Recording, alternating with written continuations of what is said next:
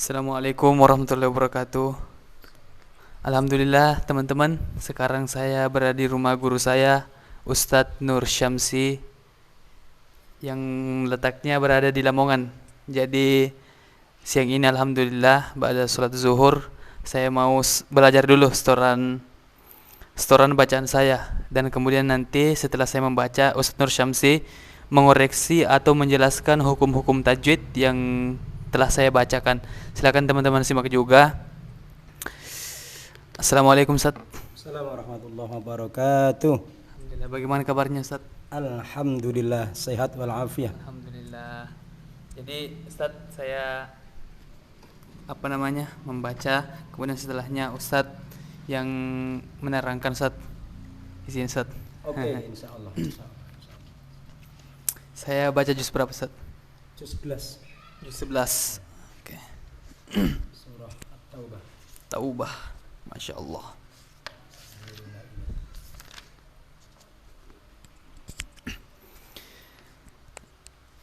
أعوذ بالله من الشيطان الرجيم بسم الله الرحمن الرحيم يعتذرون إليكم إذا رجعتم إليهم قل لا تعتذروا لن نؤمن لكم قد نبأنا الله من أخباركم وسيرى الله عملكم ورسوله ثم تردون إلى عالم الغيب والشهادة فينبئكم بما كنتم تعملون سيحلفون بالله لكم إذا انقلبتم إليهم لتعرضوا عنهم فأعرضوا عنهم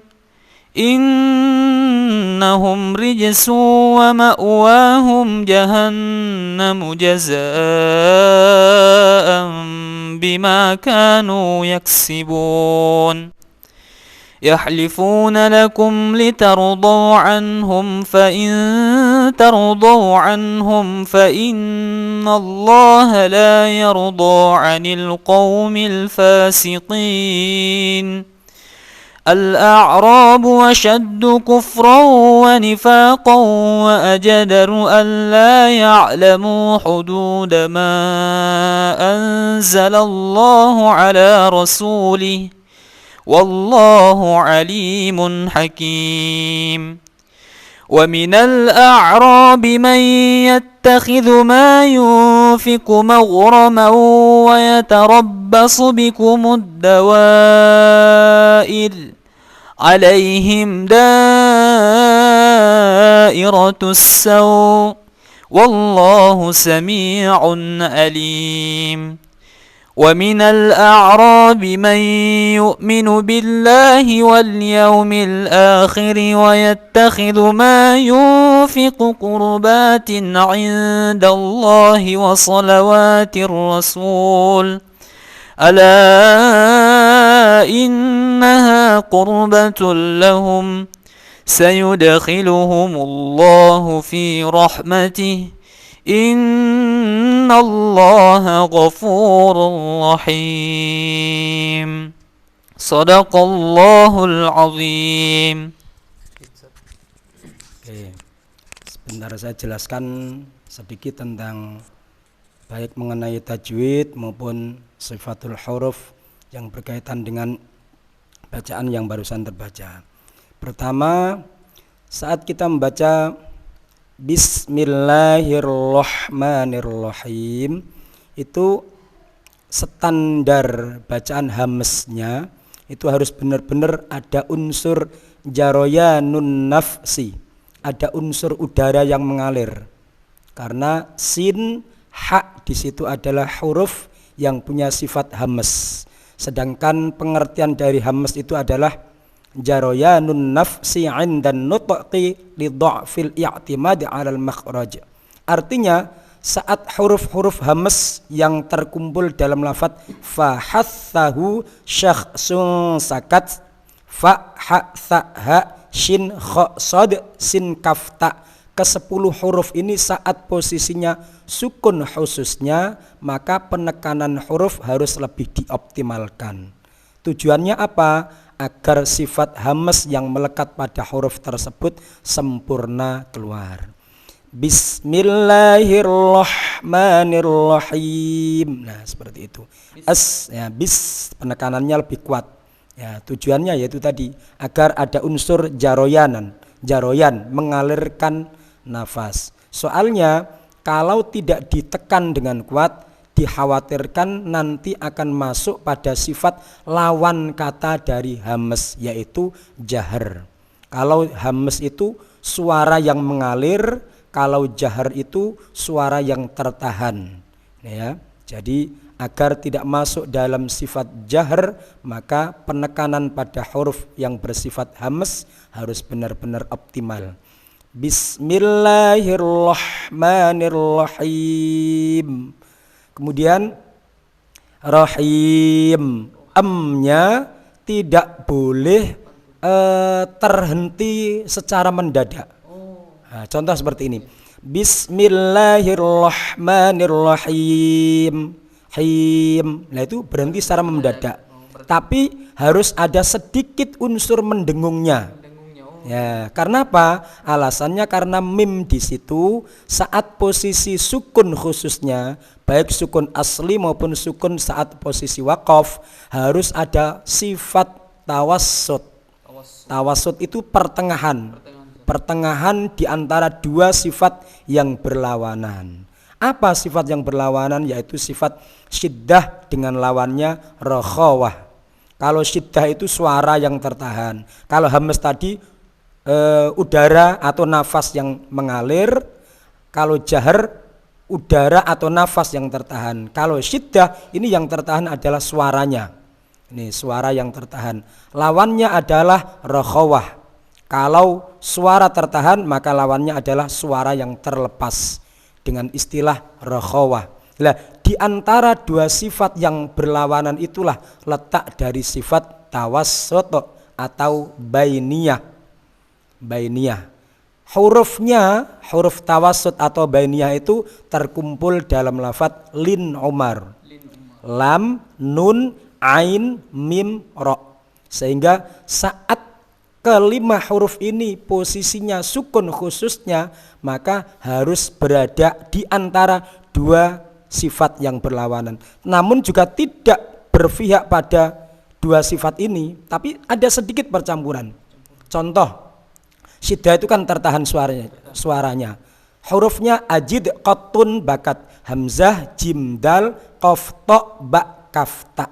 Ada 8 ini. Contohnya hamzah a, i, u, ba. Nah, ba terhenti mendadak. Ya. Kemudian ajid, jim, ja, ji, ju, baj, berhenti mendadak. J-nya qalqalah. Jadi baj, syiddah, qalqalah. Ya. Itu ya, itu huruf syiddah. Artinya dia saat terucap ke huruf ajid, qatun, bakat ini harus berhenti dengan mendadak. Tapi kalau misalkan huruf lam, nun, ain, mim, ra ini terbaca dalam posisi sukun, tidak boleh misalkan lam, alhamdu rabbil alamin. Nah, itu yang tidak boleh. Kenapa? Kalau dibaca nah, berarti dia akan berhenti mendadak. Berhenti mendadaknya itu dia masuk pada sifat syiddah. Nah, seperti itu. Terus lawannya tadi apa? Rakhawah. Rakhawah itu suara yang terlepas. Bagaimana andaikan kita membaca huruf sifat tawassut dimasukkan dalam rakhawah? Contohnya alhamdulillah, lepasnya huruf lam itu masuk pada sifat rakhawah atau disebut juga dengan tawallud.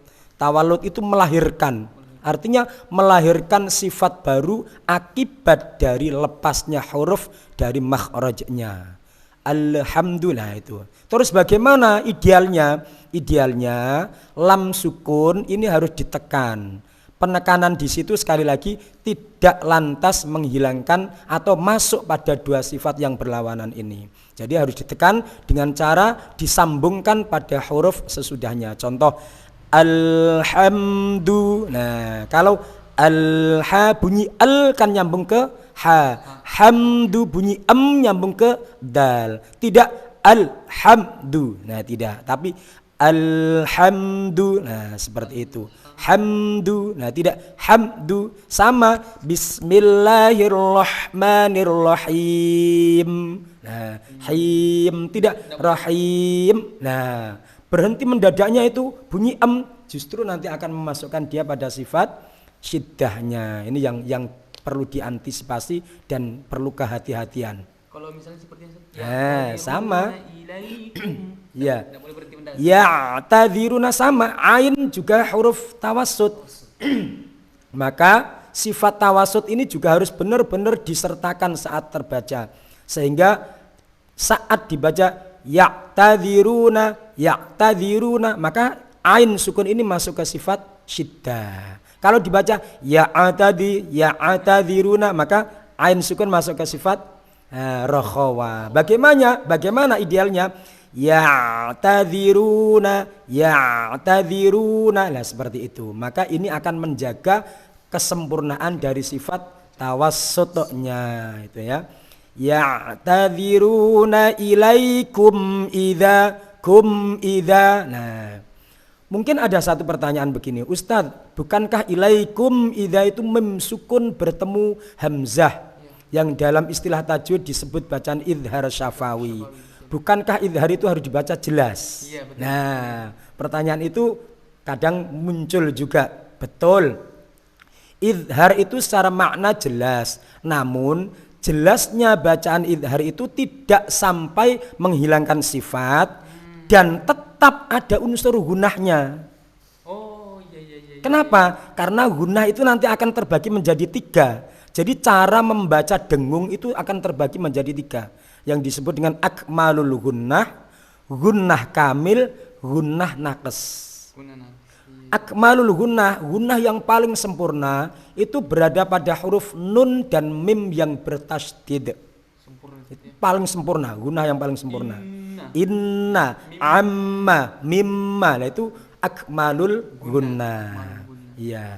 Terus gunnah kamil tingkatan yang kedua itu disebut gunnah kamil. Gunnah kamil itu masuk pada bacaan idgham bi gunnah, iqlab, ikhfa hakiki, ikhfa syafawi, idgham mimi, itu masuk dalam kategori idgham gunnah kamil, gunnah yang sempurna. Artinya standar dari bacaan idgham bi gunnah, iqlab, ikhfa hakiki, ikhfa syafawi, idgham mimi ini sama standarnya. Itu disebut dengan idgham gunnah kamil. Nah, kemudian kalau idhar syafawi masuk kelompok mana? Masuk kelompok gunnah naqs. Tetap ada mendengungnya tapi naqs, kurang sekali. Lah, bacaan apa saja yang masuk dalam kategori gunnah namun naqs ini adalah idgham bila gunnah, idhar halqi, idhar syafawi, idhar wajib. Keempat bacaan ini masuk dalam kategori gunnah naqs. Artinya walaupun dia secara makna adalah terang karena bacaan idhar, tapi wajib tetap ada unsur mendengungnya. Namun naqs minim. Ya, minim sekali. Hampir tidak ada. Jadi contohnya siratal ladzina an'amta. Nah, tidak karena beralasan atau berpedoman pada ini bacaan idhar halqi, yang satunya idhar syafawi, kemudian dibaca siratal ladzina an'amta. Nah, dengan dasar ini idhar, maka harus dibaca terang. Iya. Tapi terangnya itu kalau dibaca seperti itu justru akan memasukkan dia pada sifat syiddah yang seharusnya tidak boleh terjadi. Nah, ya. Karena dia juga punya hak untuk dibaca dengung walaupun standarnya minim. Siratal ladzina an'amta seperti itu. Alaihim ghairil. Nah, sama ilaikum idza kum'i. Secara bacaan kan idhar syafawi, tapi saat praktek gunnahnya juga harus tetap ada walaupun minim, karena di situ juga ada sifat tawassutnya yang harus terjaga. Ilaikum idza raja'tum ilaihim. Nah, kalau ilaihim itu juga sifat lainnya, namanya sifat layin. Sifat lain. Ya betul. Ilaihim. Iya, sifat itu kan secara global kan ada dua. Ya. Ada sifat lazimah, ada sifat aridah. Arid. Ya lazimah, betul, arid. aridah. Yang lazimah nanti akan terbagi menjadi dua lagi. Namanya sifat mutadaddah dan ghairu mutadaddah. Kalau mutadaddah itu berlawanan, ghairu mutadaddah tidak punya lawan. Yang mutadaddah yang berlawanan itu punya cabang sebanyak 11. Nah, iya, 11 itu apa saja? 1. Hamas. Lawannya jahar. Nah, hurufnya hamas, fahathahu syakhsun sakat tadi. Kalau jahar, hurufnya terkumpul dalam lafaz azuma waznu qari'in dhi ghaddin jadda tolab. Itu hamas, lawannya jahar. Yang ketiga sifat syiddah, lawannya rokhawah. Syiddah tertahan, rokhawah lepas. Di antara dua sifat yang berlawanan ini ada sifat tawassut. Kalau syiddah hurufnya terkumpul dalam lafaz ajid qattun bakat. Kalau rokhawah hurufnya terkumpul dalam lafaz khudh ghitha hadhi faddo syausu zayyasahin. Nah, kalau tawassut terkumpul dalam lafaz lin umar, hurufnya lam nun ain mim ra. Itu berarti kan masih ada lima tadi kan. Masih ada 6 berarti. Yang keenam namanya sifat isti'la. Isti'la itu lidah kita terangkat, irtifa'ul lisan ila hanatil a'la. Itu isti'la. Hurufnya terkumpul dalam lafaz khussa dhaghtin qidh. Nah, itu huruf yang bersifat isti'la. Lawannya apa? Istifal. Kalau isti'la itu irtifa'ul lisan, kalau istifal itu inhitatul lisan. Posisi lidah terhampar turun. Hurufnya terkumpul dalam lafaz thabata azzuman yujawwidu harfahu id syakka salla. Itu huruf yang punya sifat istifal. Nah, ini iya, ini ada 6. Yang ke-7 yang ke-8 yang disebut dengan sifat itbaq. Itbaq itu nempel atau lengket, ya. Nah, posisi lidah kita nempel dengan langit-langit. Itbaq. Hurufnya sad, dod, to, dha. Ada 4. Nah, selain 4 itu semuanya hurufnya bersifat infitah. Infitah itu terlepas atau terpisahnya lidah dengan langit-langit atas. Itu infitah. Hurufnya terkumpul dalam lafaz man akhadha wijda sa'atin fazaka haqqalahu syurbu ghaithin. Itu huruf yang memiliki sifat infitah. Yang ke-10 disebut dengan sifat idlaq. Hurufnya terkumpul dalam lafaz firra min lubbin. Nah, yang terakhir 11 namanya sifat ismat. Ismat itu hurufnya terkumpul dalam lafaz ismat. Hurufnya terkumpul dalam lafaz juz ghisya sakhitin sid thiqatan id wa'dhuhu yahudduka. Itu huruf-huruf yang memiliki sifat.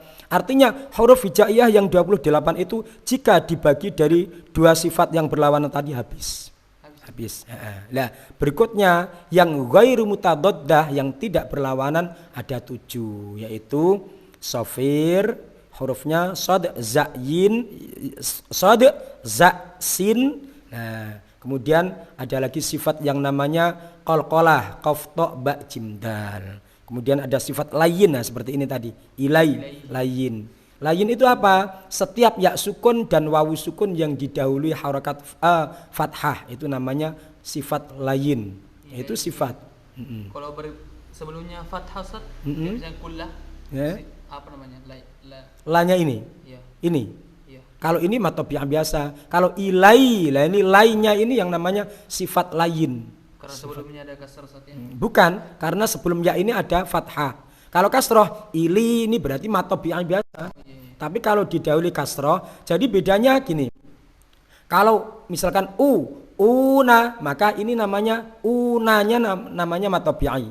Tapi kalau auna, maka auna ini namanya sifat lain.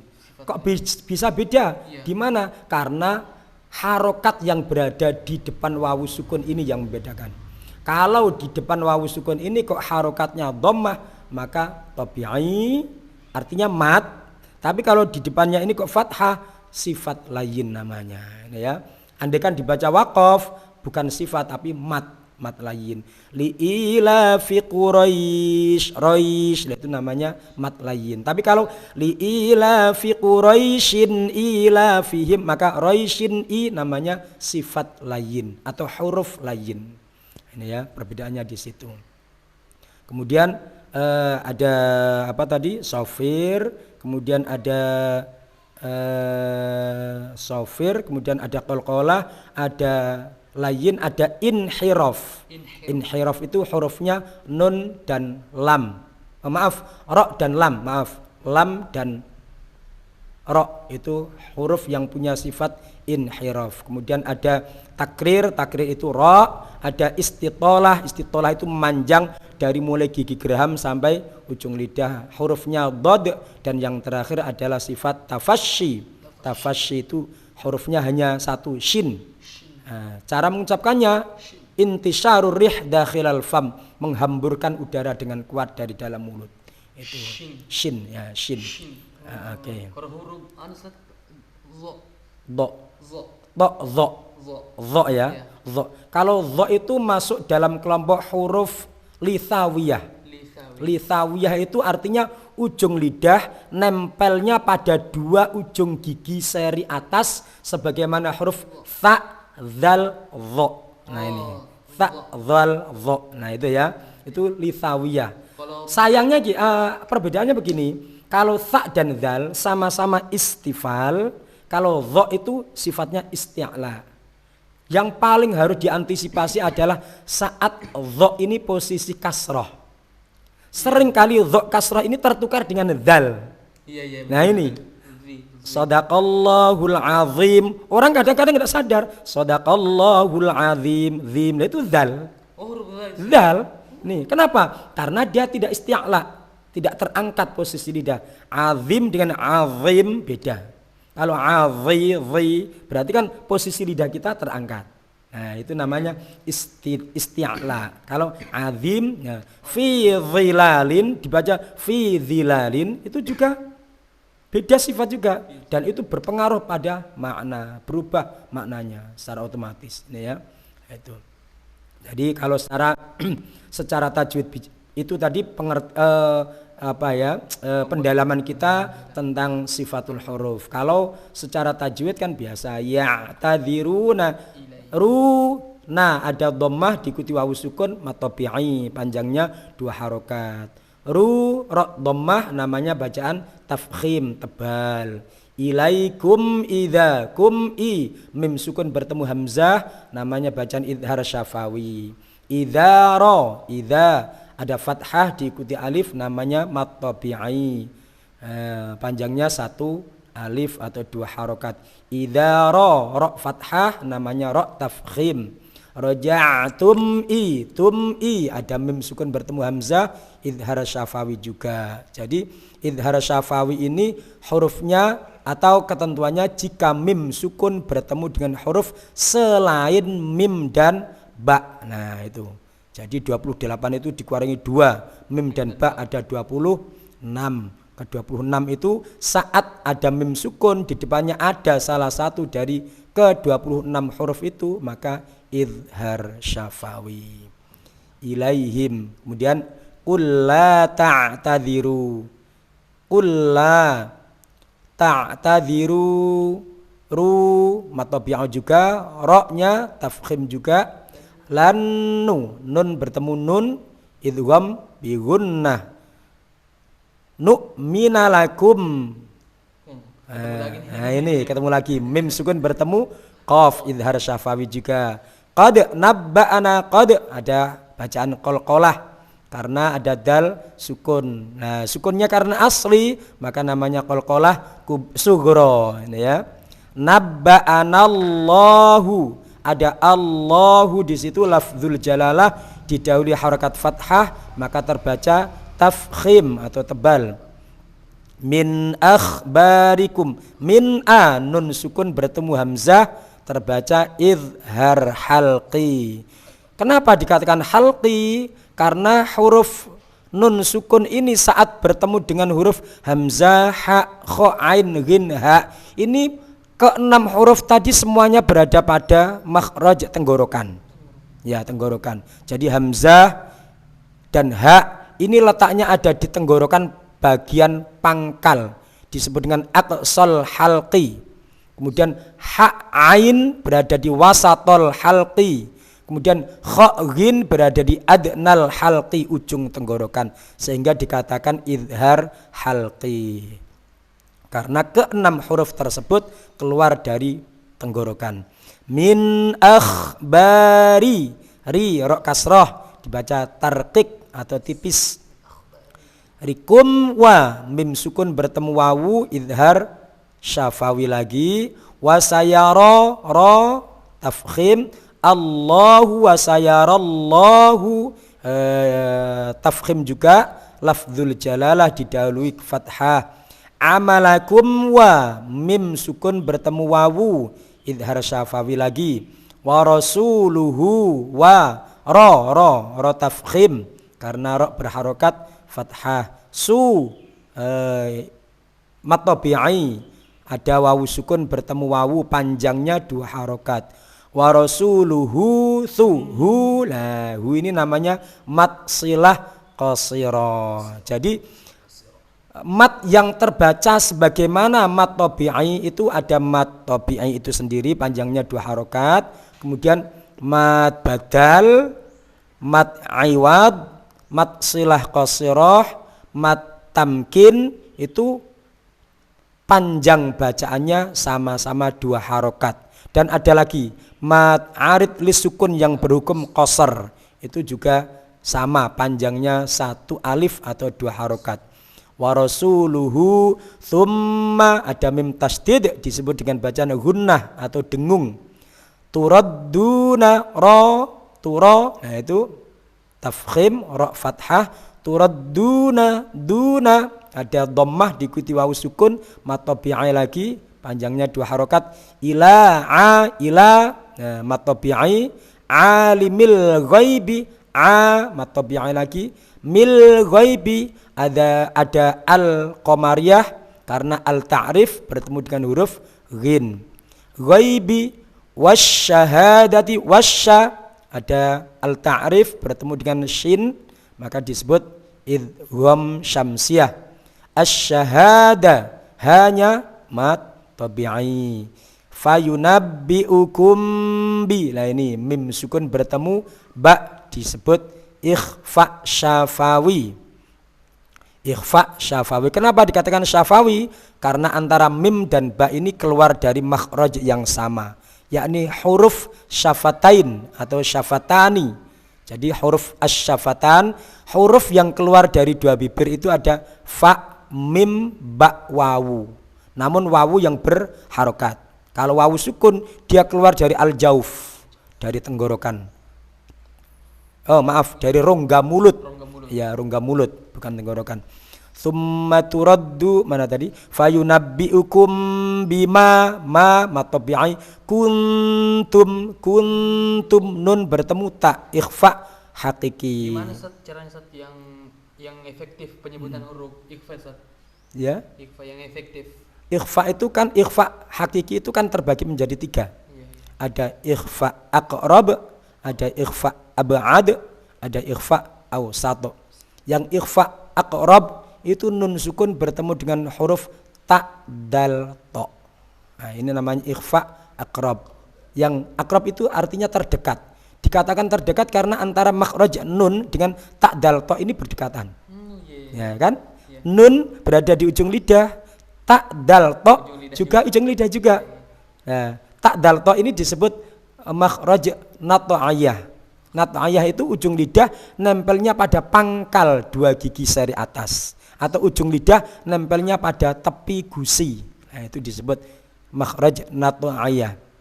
Disebut ikhfa aqrab. Kalau ikhfa ab'ad, ab'ad itu dari kalimat ba'id. Ba'id itu artinya jauh. Artinya antara nun dengan huruf qaf dan kaf ini makhrajnya berjauhan, sehingga dikatakan ab'ad. Hurufnya apa? Ab'ad, qaf dan kaf. Qaf itu berada di pangkal lidah, aqsal lisan. Kaf sama di pangkal lidah tapi lebih keluar sedikit. Kedua huruf ini disebut makhraj dzalqiyah. Dzalqiyah itu anak lidah, gitu ya. Dari situ sehingga hukum ikhfa-nya dikatakan ikhfa ab'ad yang awsat selain kelima huruf tadi. Ya. Kuntum ta'malun, tum ta mim bertemu ta idhar syafawi, ta'malun. Ta'ma ada sifat tawasud di situ yang harus dijaga. Ta'maluna, lun menjadi ta'maluna, menjadi ta'malun, diwakafkan maka akan menjadi bacaan mad arid lis sukun. Andai kan dibaca ta'maluna maka bacaannya adalah mad tabi'i biasa. Tapi karena wakaf maka berubah menjadi nama mad arid lis sukun. Jadi mad arid lis sukun itu terjadi karena mad tabi'i dibaca wakaf. Kalau tidak diwakafkan maka dia tidak akan jadi mad arid lis sukun. Jadi alasannya arid lis sukun artinya kan arid itu kan baru. Sukun itu terjadi saat dibaca berhenti. Sehingga seandainya tidak diberhentikan, tidak wakaf, maka dia tetap terbaca biasa. Ta'maluna, nah seperti itu. Lah karena wakaf maka arid, terjadilah hukum sukun baru.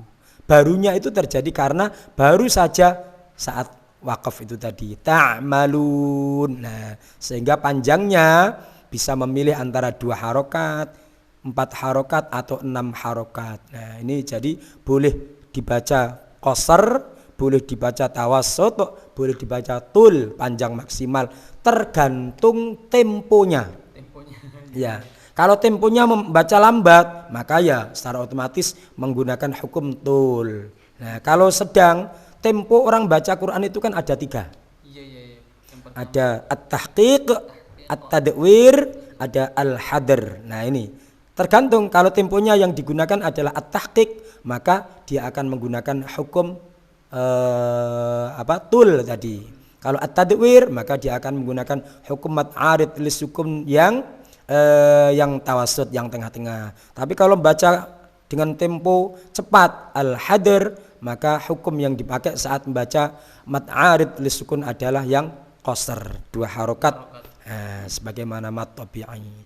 Demikian, 1 ayat ini, baru 1 ayat. Alhamdulillah, terima kasih Ustaz ilmunya luar biasa. Semoga dapat menjadi amal jariah. Amin. Mudah-mudahan Ustaz juga dalam keadaan sehat-sehat supaya dapat memperluas murid-muridnya dan juga mempermudah kita semua yang belajar mengamalkan juga. Amin ya rabbal alamin. Terima kasih banyak Ustaz. Makasih. Assalamualaikum warahmatullahi wabarakatuh. Alhamdulillah.